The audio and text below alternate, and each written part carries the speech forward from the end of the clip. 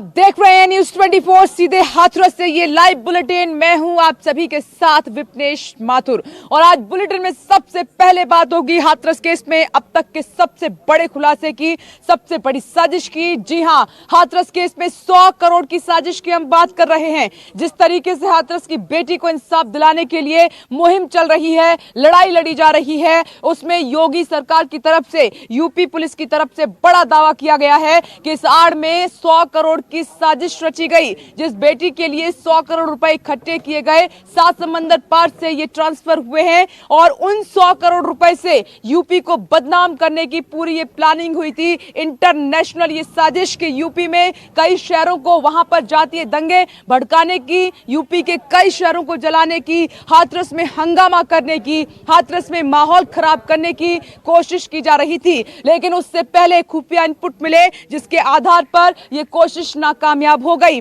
अब इस पूरे मामले में 100 करोड़ की साजिश का जो पर्दाफाश हुआ है उसमें जांच तेजी के साथ आगे बढ़ रही है। यह पूरी रिपोर्ट ग्राउंड जीरो से न्यूज 24 आपको दिखा रहा है। देखिए न्यूज 24 की अपनी पड़ताल कि अब तक का यह खुलासा क्या कहता है।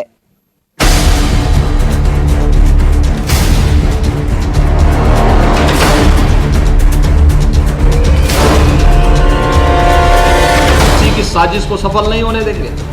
ये सभी षड्यंत्रकारी बेनकाब होंगे। यूपी में दंगों की 100 करोड़ वाली साजिश।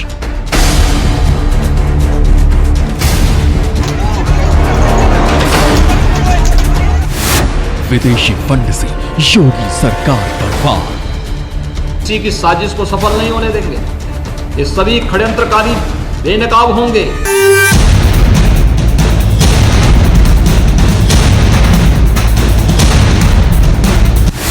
हाथरस कांड में चौंकाने वाली कॉल डिटेल्स।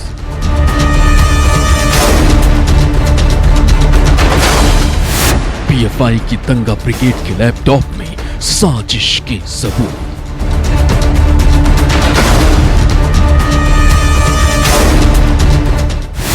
100 करोड़ और 100 फोन कॉल्स का पूरा सच।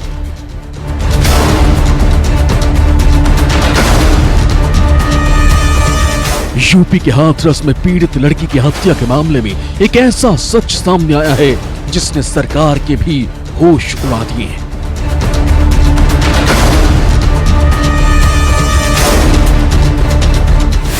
हाथरस हत्याकांड, 100 करोड़ की विदेशी साजिश। हाथरस हत्याकांड को लेकर 100 करोड़ की साजिश का बहुत बड़ा खुलासा हुआ है।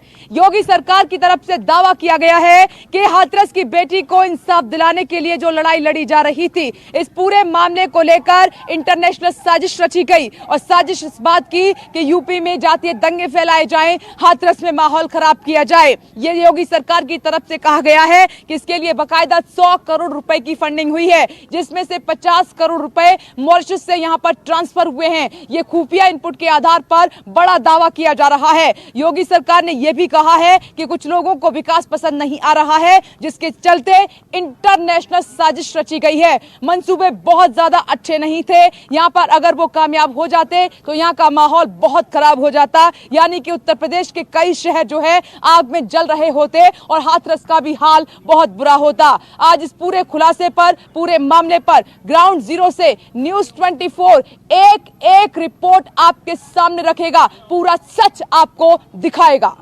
हाथरस में दलित लड़की के साथ गैंगरेप और हत्या के मामले में यूपी के मुख्यमंत्री योगी आदित्यनाथ ने बड़ा दावा किया। उन्होंने कहा है कि हाथरस के बहाने यूपी में जातीय हिंसा की साजिश और सरकार की छवि बिगाड़ने के लिए 100 करोड़ रुपए विदेश से जुटाए गए।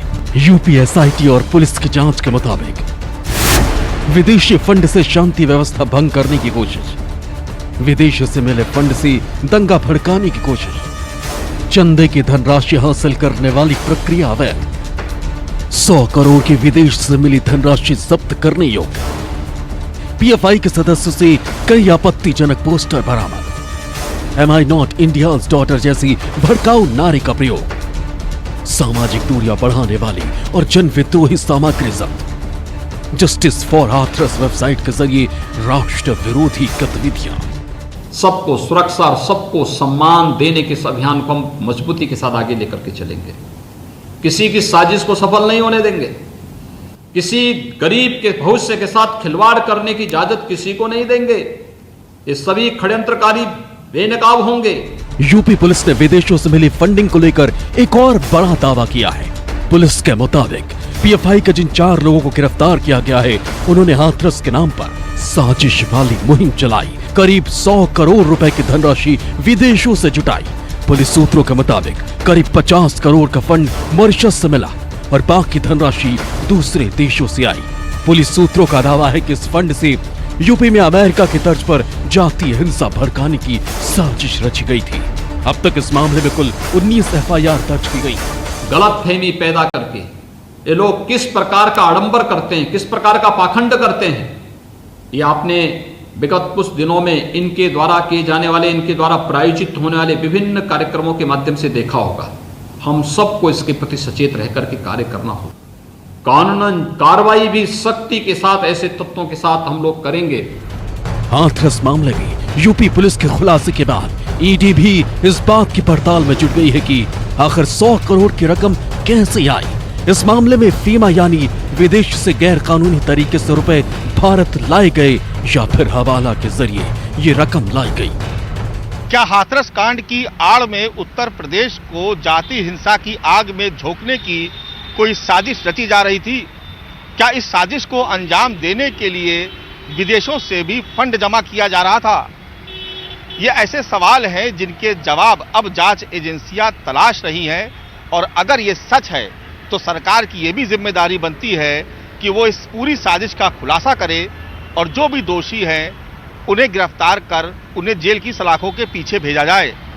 विदेशी फंडिंग के सबूत हाथ लगने के बाद जांच एजेंसियां पैसों से लेकर हिंसा की साजिश तक अलग अलग एंगल से जांच कर रही है।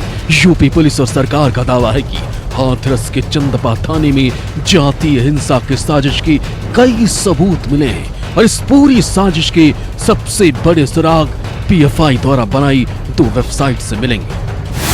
वेबसाइट और लॉन्च करने का प्लेटफॉर्म किस उद्देश्य से बनाया गया, अब तक इस वेबसाइट से कुल कितनी धनराशि जुटाई गई, हाथरस के नाम पर बनी वेबसाइट से मिला पैसा कहां कहां गया, किन लोगों के खातों में विदेशों से आई धनराशि जमा की गई, विदेशों से मिला पैसा कैसे अलग अलग जगहों पर पहुंचा।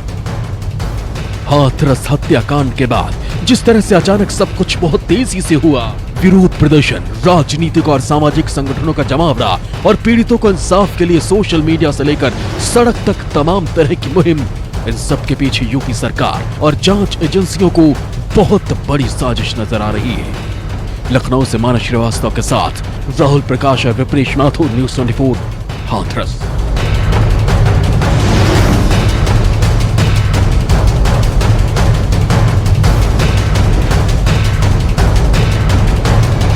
तो आपने इस रिपोर्ट में देखा कि किस तरीके से अब इस पूरे मामले में 100 करोड़ की फंडिंग के मामले में पीएफआई जो है यूपी पुलिस के निशाने पर आ गई है और इसी मामले में जांच तेजी के साथ आगे बढ़ रही है। ये अपने आप में एक बड़ा खुलासा है, लेकिन दूसरी तरफ जो बड़ा खुलासा यूपी पुलिस की तरफ से किया गया है वो भी अपने आप में हैरान करता है और परेशान करता है। ये दावा है कि जो पीड़ित परिवार है और आरोपी है वो लगातार एक दूसरे के संपर्क में थे, 100 बार से ज्यादा एक दूसरे ने बातचीत की है, लेकिन ये बातचीत क्या थी ये अपने आप में बड़ा सवाल है। तो दूसरी तरफ जो पीड़ित परिवार है उसने यूपी पुलिस के दावे को सिरे से नकार दिया है, खारिज कर दिया है। पीड़ित परिवार ये कह रहा है कि अगर आरोपी और पीड़ित परिवार के बीच में बातचीत हुई है 100 बार से ज्यादा तो कॉल रिकॉर्डिंग भी होगी, तो यूपी पुलिस को पूरे साक्ष्य और पूरी हकीकत सामने रखनी चाहिए। पीड़ित परिवार एक तरीके से इस बात को नकारते हुए कह रहा है कि कॉल रिकॉर्डिंग सामने रख दे यूपी पुलिस तो सच अपने आप सामने आ जाएगा।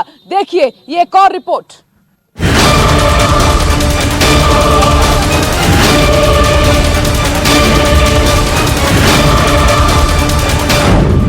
हाथरस कांड में चौंकाने वाली फोन कॉल्स। हाथरस हत्याकांड से पहले 104 बार किसने किया फोन? हाथरस कांड में कॉल डिटेल्स पर पीड़ित के सवाल। यूपी पुलिस की जांच में कॉल डिटेल पर कलह। हाथरस में दलित लड़की की हत्याकांड को लेकर यूपी पुलिस ने बहुत बड़ा दावा किया है। इसे लेकर पीड़ित परिवार सवाल उठाने लगा है। लेकिन पहले आपको दिखाते हैं कि यूपी पुलिस का वो चौंकाने वाला दावा क्या है। पीड़ित परिवार और मुख्य आरोपी के फोन की जांच की गई। 2 नंबर से एक दूसरे को 104 बार कॉल की गई। पीड़ित परिवार और आरोपी के बीच 104 बार कॉल हुई। आरोपी संदीप को पीड़ित के भाई के रजिस्टर्ड नंबर से कॉल आए। पीड़ित के भाई वाले नंबर और संदीप में 13 अक्टूबर 2019 से बात हुई। ज्यादातर कॉल चंदपा में स्थित सेल टावर से किए गए। चंदपा के सेल टावर पीड़िता के गांव के बहुत पास है। पीड़ित परिवार और आरोपी के बीच लगातार बात हुई। हाथरस केस में पीड़ित परिवार और आरोपी के बीच में कॉल रिकॉर्डिंग को लेकर बहुत बड़ा खुलासा हुआ है। जी हां, यूपी पुलिस ने इसमें दावा किया है कि पीड़ित परिवार और आरोपी के बीच में तकरीबन 100 बार बातचीत हुई है। लेकिन इस दावे को पीड़ित परिवार सिरे से खारिज कर रहा है। साथ ही उनका यह कहना है कि जो यूपी पुलिस दावा कर रही है, अगर उस बात में सच्चाई है, अगर पुलिस ये कह रही है कि पीड़ित परिवार और आरोपी के बीच में बातचीत हुई है, तो उसका कुछ सबूत भी होगा, उसकी कोई रिकॉर्डिंग भी होगी। तो इसीलिए पीड़ित परिवार चाहता है कि यूपी पुलिस रिकॉर्डिंग सामने रखे और सभी को सुनवाए। यूपी पुलिस ने हाथरस मामले पर कॉल डिटेल्स वाला जो खुलासा किया है, उसे लेकर पीड़ित के भाई ने असंतोष जाहिर किया। उसने यूपी पुलिस के दावे पर सवाल उठाते हुए कहा, मेरी कभी संदीप से बात नहीं हुई। फोन नंबर पिता के नाम पर है, लेकिन आरोपी के साथ कभी बात नहीं हुई। परिवार को बदनाम करने और दबाव बनाने की कोशिश हो रही है। मेरी बहन तो अनपढ़ थी, फोन कहां से चलाती? अगर बात होती थी तो रिकॉर्डिंग सुनाई जाए। चारों तरफ से हम लोगों को दबाया जा रहा है। कमाल उत्तर प्रदेश की सरकार है, कोई भी काम समय सीमा के अंदर पूरा नहीं कर पाती है। हाथरस केस में 7 दिन के अंदर में एसआईटी को जांच पूरी करके देनी थी, जो नहीं दे पाई। अब 10 दिन का समय और मांग रही है। इसके मतलब सरकार और प्रशासन के बीच में कहीं ना कहीं कोई तो समस्या है, और यह समस्या उत्तर प्रदेश की जनता के लिए ज्यादा चिंता का विषय है। हाथरस की बेटी को न्याय समय पे ना मिल पाए, इस पूरे केस को ट्विस्ट करने के लिए भारतीय जनता पार्टी ने पहले एसआईटी बनाई, फिर उसको आनन फानन में सीबीआई को रिकमेंड किया केस को। पीड़िता के भाई का कहना है कि वो गाजियाबाद में रहता था। जब बहन के साथ ऐसी वारदात की जानकारी मिली तो वो अलीगढ़ आए, फिर अस्पतालों के चक्कर लगाते रहे। परिवार का आरोप है कि मामले में दोषियों को बचाने की कोशिश हो रही है। वहीं हाथरस हत्याकांड में जांच और पुलिस की रिपोर्ट का दौर तेज हो गया है। एसआईटी ने पीड़ित परिवार से दोबारा बातचीत की। एसआईटी ने पूछा, कोई बयान रह गया हो तो दर्ज कराएं। एसआईटी को 10 दिन में सीएम योगी को रिपोर्ट सौंपनी है। पीएफआई के गिरफ्तार 4 संदिग्धों पर मथुरा में एक और एफआईआर दर्ज। आप विधायक कुलदीप के खिलाफ केस दर्ज किया गया। विधायक कुलदीप कोरोना पॉजिटिव होकर भी हाथरस गए थे। बीजेपी के पूर्व विधायक राजवीर पर केस दर्ज किया गया। पूर्व विधायक राजवीर ने आरोपियों के पक्ष में पंचायत लगाई।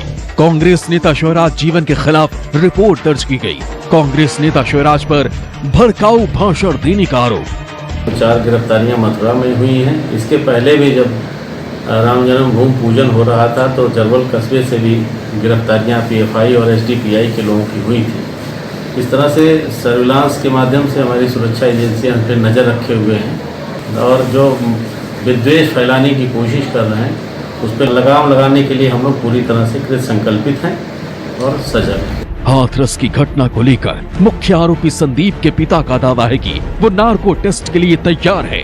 वहीं पीड़ित परिवार का कहना है कि वो पुलिस को सारी सच्चाई बता रहे हैं। ऐसे में नार्को टेस्ट की कोई जरूरत नहीं। बहरहाल हाथरस के मामले में पुलिस की जांच में कई और चौंकाने वाले खुलासे हो सकते हैं। राहुल प्रकाश और विपनेश माथुर, न्यूज़ 24, हाथरस। नमस्कार, मैं हूं मानक गुप्ता। अगर आपको हमारा ये वीडियो पसंद आया हो तो इसे लाइक और शेयर जरूर करें, और हाँ, हमें सब्सक्राइब और फॉलो करना ना भूलें ताकि आप देश और दुनिया की कोई खबर मिस ना करें। तो जुड़े रहिए हमारे साथ और देखते रहिए न्यूज़ 24।